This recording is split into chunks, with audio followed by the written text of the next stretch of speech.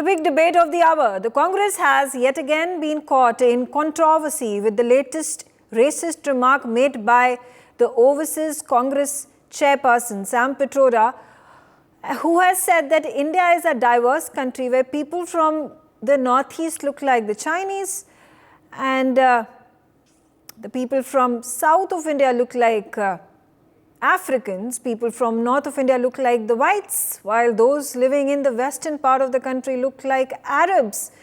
This has obviously become a political firing of the sorts where the BJP is leaving no stone unturned to attack Rahul Gandhi and Sam Pitroda and the Congress. But the big focus here that we want to highlight is where Rahul Gandhi, through the course of his political career, has wanted to reinvent himself. He has told the public,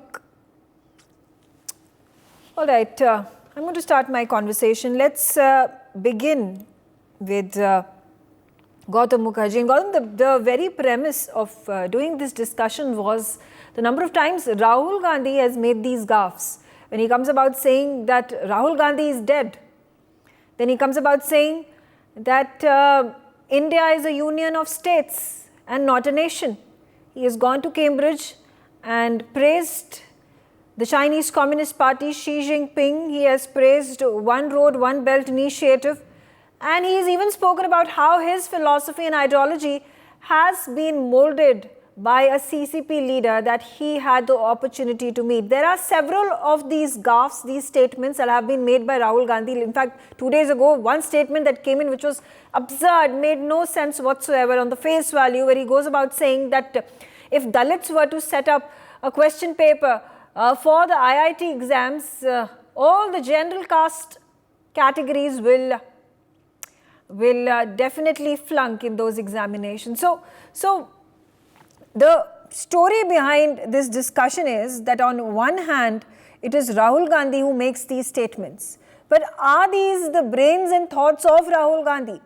Or is it his advisor and friend and guide and philosopher, which is Sam Pitroda, who's drilling into him these statements that are to be made? Or is it Jairam Ramesh? Or is it Digvijay Singh? Or is it Manishankar Iyer, who have themselves been caught on the wrong foot, making statements that have embarrassed the Congress time and again, who had to then apologize, distance themselves. But these people continue to stay within the Congress. What does it say about Rahul Gandhi? What does it say about the Congress? Part of it, I would imagine, is a desperate need to stay in the news. And if you say, outrageous things like this, then it is very good fodder for the media. We all try to decipher what on earth is this man on about. His advisors, on the one hand, economically, they're harking back to the early days of the Republic, when we were very staunchly socialite and socialist, and thinking that at that point in time the Congress could do no wrong and managed to hold on to power for over 50 years. So that is what we need to do, go back to basics. So that's economics. Now, there is also various vote banks to consider. They're the Muslims, so give them a quota, a separate quota, not one to do with the OBCs or the scheduled castes, but a separate quota exclusively for Muslims, even if it is carved out of the general OBC scheduled caste quotas. Then you've got these union of states type of remarks, which is basically cutting at the tree, which is this country. Now you've got Sam Pitroda talking of different kinds of people. In the south, you've got Africans. In the west, you've got Arabs. In the north, you've got white people. In the northeast, you've got Chinese. Now, what are you doing? You're trying to break up the country. you're trying to say this is not really a country. It's only nominally a racist kind of thing because we get on very well with Africans. We have brought them into the G20, the African Union. Mr. Modi has made strenuous efforts to make that happen. We get on very well with the Arabs, the Gulf Arabs, as well as the African Arabs. Egypt, UAE, Saudi Arabia are all extremely good friends, much better friends than they ever were when they were being looked at by the Congress. As far as the Northeast goes, well, there are these Chinese people who contribute to the Rajiv Gandhi Foundation, contribute to the coffers of the Congress Party. So out of noblesse oblige, it becomes important for them to say Northeast is sort of Chinese. I'm sure the Chinese see that as extremely valid, especially since they have their eyes on Arunachal Pradesh and various parts of Ladakh. This is all I don't know about his advisors. His advisors would or could not be the ones responsible, but I think this is their strategy as such, because they really don't have a leg to stand on. When they tried economics, it didn't really work. They had to back away from it. When they try each of these things, then they back away from it. But it creates a great deal of confusion, and it makes for a lot of media comment, and maybe that's what they're after. Megha. Venkat Narayan, the same point that I wanted to reiterate over here, and as has been mentioned by Gautam Mukherjee, is this by design that if Sam Pitroda comes up with these gems of wisdom? It's only been about a couple of weeks when he made that embarrassing statement about inheritance tax, and now this. So is it his desire to be in news, whether it is infamy? It doesn't matter. Bad publicity is also publicity. Megha, I think we are giving more importance to the supercilious comments being made by Sam Pitroda than they actually deserve. We must understand that this 82-year-old gentleman, a Gujarati born in Odisha, educated in Gujarat, went to America in 1964, and he has been living in America for the last 60 years. When Rajiv Gandhi invited him to head the Telecom Commission, he did a remarkable amount of work. Today, if the telecom has become so useful and mobile phones and all that, much of that credit must go to Sam Pitroda. I had occasion to deal with him quite extensively when Rajiv Gandhi was the Prime Minister. I don't think he means ill of India. He means well of India. Maybe he's not exactly fond of the present dispensation. That's a different thing. But he's been away from India for too long, even though he did come back to India during Rajiv's time and Manmohan Singh's time to head a lot of commissions to introduce reforms. We must remember that he has 2,000 patents, technological patents in his name, and he is a millionaire of some kind living in the US. So when he says something, I think at an election time like this, BJP people get hold of things and the media goes after him and it makes a lot of noise. But isn't it obvious, sir?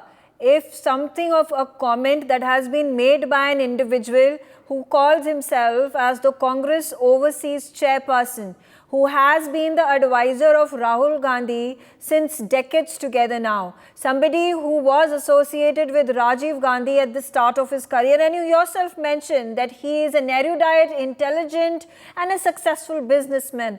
And how can he make such a racist comment is what I'm trying to understand. At this point of time, is he trying to disintegrate the country? Is he trying to spread this decisive message that the Northeasterns are like the Chinese? In fact, I would not like to use that derogatory comment that is the slur that is used for people who have been living in the northeastern regions.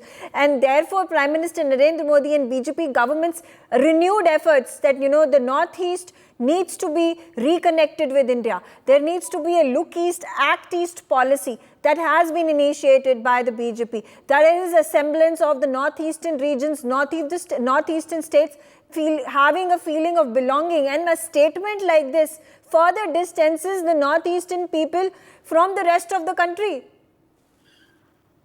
Megha, I think again we are going a bit overboard, I'm afraid, when Sam Pitroda says that people in the Northeast he's talking about facial features, the color of the skin and so on, chinky eyes and fair skin and all that. I mind you, chinky is a very derogatory term that is used for the people of Northeast. They take offense. There have been a number of hate crimes that have happened in Delhi, in the rest of the country, simply because of the features that they have, because they're living in the northeastern region. So somebody like a Sam Pitroda calling the people of Northeast as those who belong to China, those who look like China, is something that needs to be taken attention of. Why is it that the Congress continues to be embarrassed about it and has to distance itself from these volatile statements that come from their overseas Congress chairperson? Why can't a gag order be put out against Sam Pitroda, and why not expel him for these extremely volatile, overboard that he goes while making statements such as this? And it definitely does not bode well for him. And like you rightfully mentioned, sir, that he was head of the Telecom Commission. He brought about the reforms. He is such a well-educated man. He is the one who is a billionaire and has been an enterprising individual. And this is the level he is going to stoop to.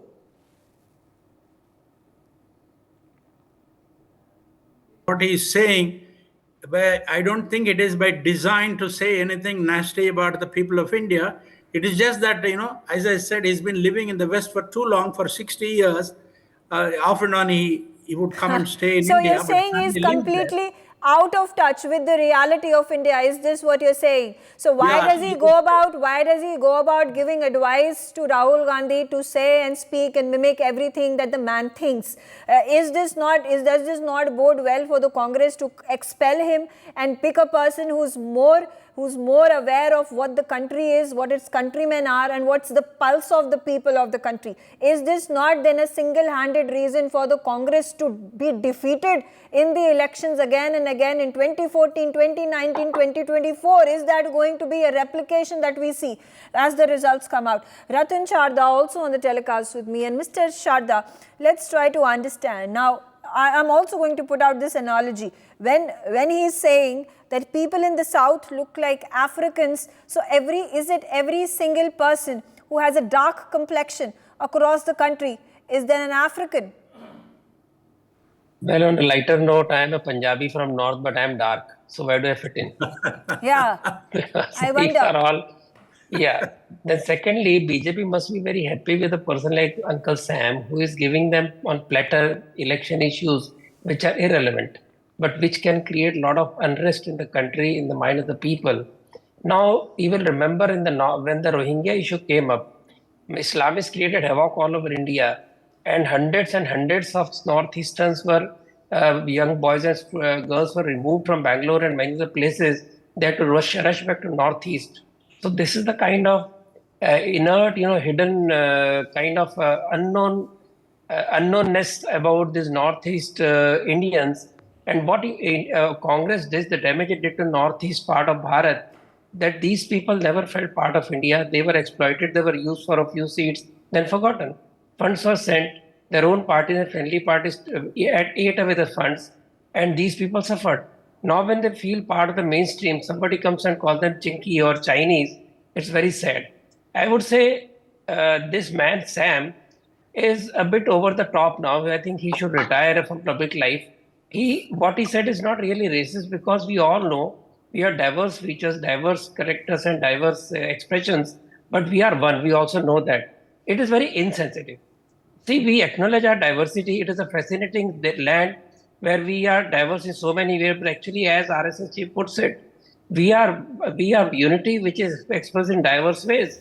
So you'll find same culture being celebrated in Northeast, same in South, same in West and East, differently. But in our heart, our culture, we know that we are one nation. Now, why this problem came?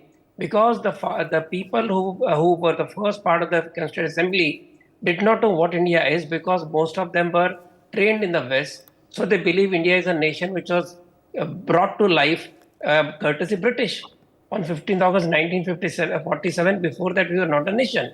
With that mind, we called it a union of state, because while we believe it is 10,000 year or more old civilization as civilization nation, these West educated people like Nehru, they believe that we are not a nation. It is only because of Nehru, Gandhi, and Mountbatten we became one nation.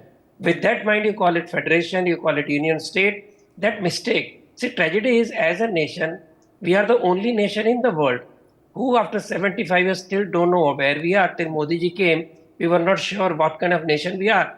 That is the kind of ideological confusion that these people created, Nehruians and Marxists. Now, coming to the other issues, very dangerous issues that we have talked about. See, Rahul Gandhi either is dumb or innocent. He's not well read, or if he's well read, he's not well absorbed. He doesn't understand any knowledge. He has got with company with him people who are JNU loony left, who have all the ideas of new left, cultural Marxism, which they dump through him. See, this talk of IIT papers being handled by Dalits is in line with critical race theory, which has been converted to critical caste theory in India. Now, this is the biggest kind of divisive tactics that New Left has applied, which Rahul is spreading poison. It is like totally dumping meritocracy, where like what is happening in US now, if you say 2 plus 2 is 5 or 2 plus 2 is 7, it is your opinion. Truth is not absolute. 2 plus 2 is not 4. If you insist on 2 plus 2 is equal to 4, you are racist. You are too much of a superiorist. So you must be cancelled from the society. That is the kind of thought that is being brought in through the mouth of Rahul, who may not even understand the seriousness, the divisiveness that these kind of thoughts will create, because we are the most diverse country. While we celebrate the unity, there are fault lines which can be exploited. Rahul Gandhi is trying to exploit every fault line. I would say rather Rahul's handlers are exploiting every kind of fault line. Why Congress people are unhappy, are very uneasy with Rahul Gandhi's comments? Why nobody comes and defends him? Because they know it's a very dangerous game. It is very un-Congress. See, Congress basically was a party rooted in India. Of course, they had some leftist ideas. They had some sympathy or empathy with British. Given still, they were an all India national party who believed in this nation, and suddenly find their own leader is trying to break India, trying to create exploit fault lines. What for? Just to get a few votes. Redistribution of wealth. That is a failed idea which cost 11 crore people's lives. Right. Russia, China, North Korea. Latest example, Venezuela, a wonderful country with dumps of natural resources, reduced to penury. So is Rahul Gandhi wanting that? You don't even go to the survey and income survey and all that. Just the very idea. And somebody says in the debates, we will discuss the idea. How can you discuss for the last 100 years? Okay. It has failed. Okay, all right. Fair enough. You made a number of points. Rishi, coming back to you, and the focus that I want to lay over here in this discussion is about Rahul Gandhi's advisors, his research team, the people that Rahul Gandhi looks up to mentor him, whether it is about Sam Pitroda, or we talk about Digvijay Singh, or we talk about Manishankar Ayyar, who had made these very shocking remarks in the past against Prime Minister Narendra Modi. There was a saffron terror bogey that had been created by Digvijay Singh, P. Chidambaram. So, and there was at one point of time a revolt that had been heralded by Rahul Gandhi when he decided to step down as the president of the AICC. There was a fight between the old guard and the young guard, and unfortunately the old guard has continued to retain itself in the position of power. Is this being detrimental to the growth of the Congress and of Rahul Gandhi? Hi, Mika. I think the Sam Pitroda actually fulfills the vacuum created by the absence of the Manishankar Ayyar. I mean, the kind of statement he is keep on giving. I mean, he has actually kept Congress busy where they keep on apologizing every day for the gaffe he makes. And that is a problem with them. The kind of coterie which is surrounding Rahul Gandhi, and the kind of loony ideas which is, which has been fed to him, is something which is preposterous. Now the problem is that, I mean, first he made a very snarkling comment of hua to hua during the on the Sikh 1984 Sikh genocide in 2019 election, which actually which actually damaged the Congress election. Last week he came with a very another loony idea of inheritance tax of 55%, and then also he ended up defending that tax. He never said that we are not doing it. Today, he's saying that the people from East India look like a Chinese, not from whites. South Indian look like an Africans, and West Indian looks like an Arab. Now you tell me, my fellow panelist Ratan Shardaji, do look like an Arab to you? Does Mr. Gautam Da look like a Chinese to you, or Mr. Venkat Narayanji look like an African to you? Why they are making this kind of statement? And imagine the kind of rot No, during but the UPA irrespective of whatever you may or may not look like, yes, it's a racist comment, but we are all Indians. Now, I don't know if you may have high cheekbones and small eyes. What is the comparison that you make to the Chinese? I mean, how do these comparisons come into being, and what was playing in the mind of Sam Pitroda when he made these statements? And obviously he's going to come across making justifications for that statement as well, or I don't know what Congress is going to say is that he was making a comment, and it was something that was just made at that point, that opinion was made at that point of time, and it definitely does not come across as a racist comment by a Congress leader, by a Congress veteran, no less. No, it was a very much a racist comment, and the kind of comment he made and the kind of look he gave while making comment, he was very comfortable. This was a normal, conversation for him, where he keep on doing this kind of divide and rule strategy, where he keep on dividing India with a regional supremacy or something like that, South versus North, East versus West. They keep on doing it. So this is not the first time they are doing it. I mean, this time they got ridiculed because election is on, and this kind of stupid remarks draw a lot of flack, and that is the reason they have to officially dissociate with the Sam Pitroda, and yet keep him as a prominent decision making person in their own party. So I mean, the people of India is now dissociating themselves with the Congress, because they understand Congress is racist. Congress mocks everything, whether it's a Ram Mandir, whether it's a South Indian versus North Indian divide, whether they are trying to take OBC Dalit versus Muslim reservation. People doesn't like all this thing. They want to stay united, because they want to participate in the Indian growth story. They don't want to get divided. They don't want to fall for the loony idea where you punish efficient people for amassing the wealth, and you actually reward people who are not doing anything. So people doesn't like all this thing. The loony ideas which he's coming and dishing out every now and then is not going well with the what do you call masses and all this thing. And this is the reason why they are getting rejected election after election. And this is a very big election where again they are making loony statement, which is again I think the end result will be same. Okay, all right. Gautam, coming back to you now. Again, I'm talking about the reshuffle that is required by the Congress for any chance that it has in reinventing itself and going back to its glory days. But do you think till the old guard in the Congress continues to hold the position of power and does not want to let go, there can be a transformation that Congress can see, or any chances of Rahul Gandhi becoming a prime minister become bleaker and bleaker?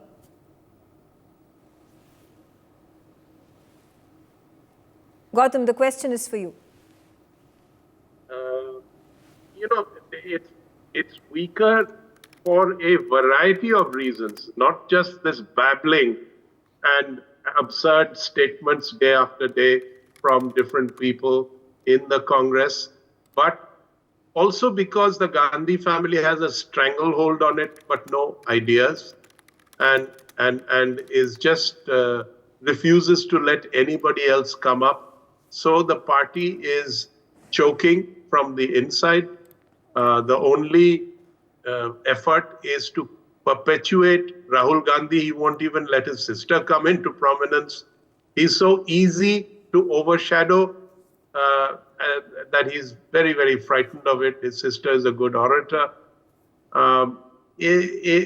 Inevitably, when you have this kind of thing, when there's a generational change, i.e. the departure of Sonia Gandhi, you can expect either a split or a denouement altogether of the Congress party, particularly after this election. If they do not perform better than they did in the 2019 elections, then it's already the beginning of the end, because they've been out of power for 10 years and now on their way to 15 years. And there is likely to be a generational change. I don't think the siblings have enough ideas to sustain the Congress party. And there are many in the Congress party who just can't do anything about it. They're much smarter than these two, but there's nothing they can do about it. Megha. Absolutely. I'm out of time. I thank all of you for joining me on the telecast and sharing your views. Today, stay tuned on NewsX, because on the other side, we are also going to be discussing a number of issues that continue to be problematic and controversial with regards to the statement that comes from Sam Pitroda. But what is the impact that it has on various sections of the society in our country, and what citizens as a whole, as part of the country, feel about this divisive, racist comment? Thanks for watching. For more such videos, subscribe to the NewsX YouTube channel, hit the bell icon.